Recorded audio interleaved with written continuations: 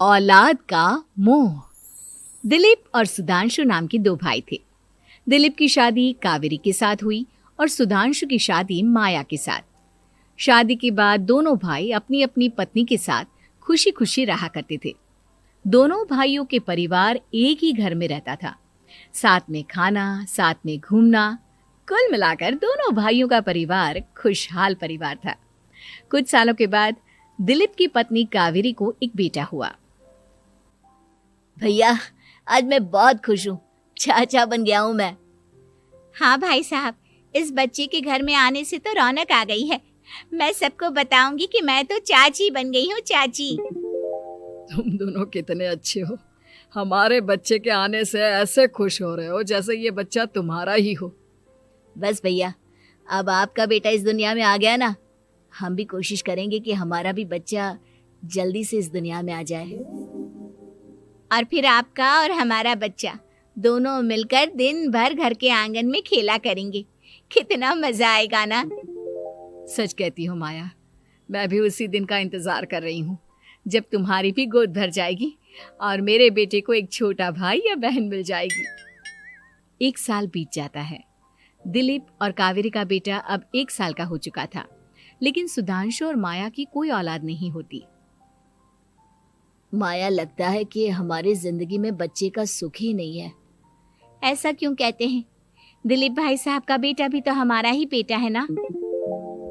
तुम्हारी बात बिल्कुल ठीक है माया, लेकिन फिर भी हमारा खुद का एक बच्चा होता तो कितना अच्छा होता। हाँ, कावेरी भाभी भी हमेशा कहती हैं उन्हें अपने बेटे के लिए एक छोटा भाई या बहन चाहिए। लेकिन देखिए ना, हमारी तो किस्मत ही कितनी खराब है। हमारे तो सारे ट्रीटमेंट भी फेल हो चुके हैं। डॉक्टर ने भी साफ साफ कह दिया है कि तुम कभी माँ नहीं बन सकती। वही तो सुधांशु, बहुत बुरी किस्मत है हमारी। लेकिन माया, हम अपनी किस्मत को इतना क्यों कोस रहे हैं? हम दिलीप भाई साहब के बेटे को अपने बेटे की तरह ही प्यार कर सकते हैं ना। हाँ जी, बिल्कुल सच कहा। मैं भी वैसा कर सकती हूँ। चाची हूँ, उसे छोटी माँ का प्यार नहीं दूंगी क्या? कुछ दिनों के बाद दिलीप का एक दोस्त दिलीप से मिलने के लिए आता है। अरे क्या बात है दिलीप, बधाई हो बधाई। और घर तो काफी बड़ा है तुम्हारा। वैसे तुमने अपने बेटे के बारे में क्या सोचा है?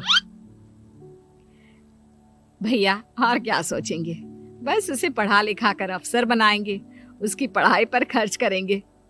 अरे भाभी, आपकी तो इतनी सारी प्रॉपर्टी है, आपको किस बात की चिंता? ले देकर एक बेटा ही तो है। अरे नहीं दोस्त, तुम गलत समझ रहे हो। इस घर में मैं और मेरा छोटा भाई दोनों रहते हैं। इस घर का आधा हिस्सा मेरे छोटे भाई का है।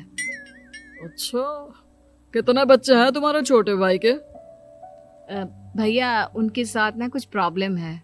मेरी देवरानी कभी माँ नहीं बन सकती। अरे फिर किस बात की चिंता? अरे मैं तो कहता हूँ अपने बेटे के भविष्य के बारे में सोचिए ही मत। बस ये घर उसके नाम करवा दीजिए। देखिए, आपके भाई का भी कोई बच्चा नहीं है तो सब कुछ आपके बेटे को ही मिलना चाहिए।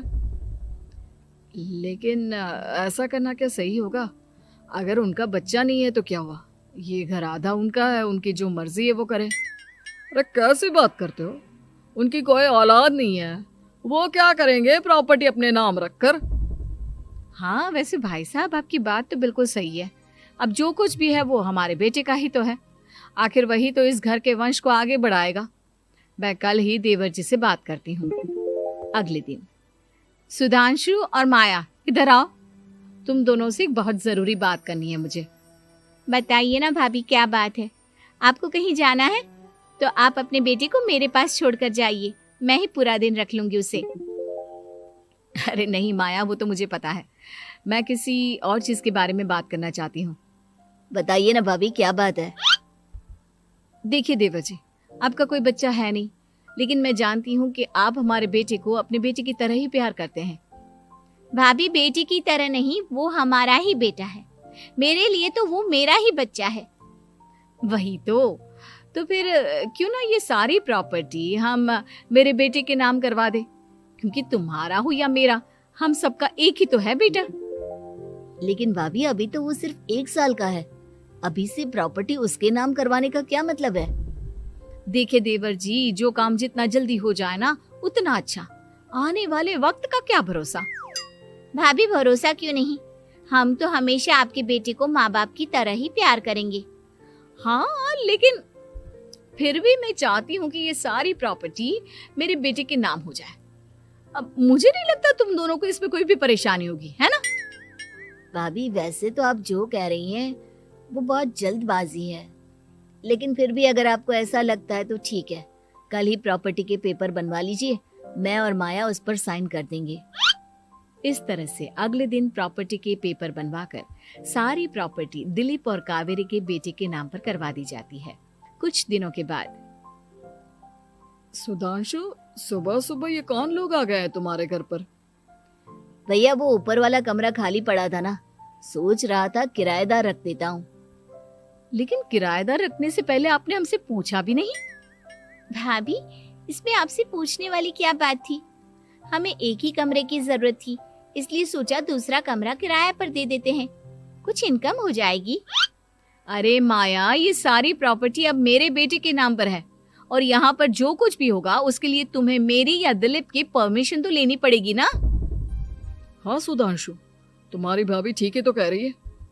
अब देखो, तुमने खुद अपने हाथों से ये प्रॉपर्टी हमारे बेटे के नाम की है, वह अभी बहुत छोटा है, तो इस घर से रिलेटेड सारे फैसले तुम्हें हमसे पूछ कर लेने चाहिए।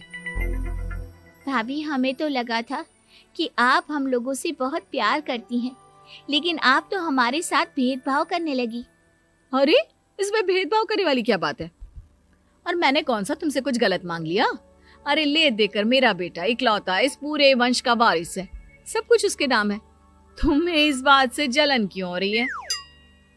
भाभी माया को जलन नहीं हो रही, वो तो बस ऐसे ही कह रही थी। सब जानती हूँ मैं, इसकी खुद की तो कोई औलाद पैदा नहीं हुई, बस इसीलिए जब देखो तब मेरे बेटे पर बुरी नजर डालती रहती है।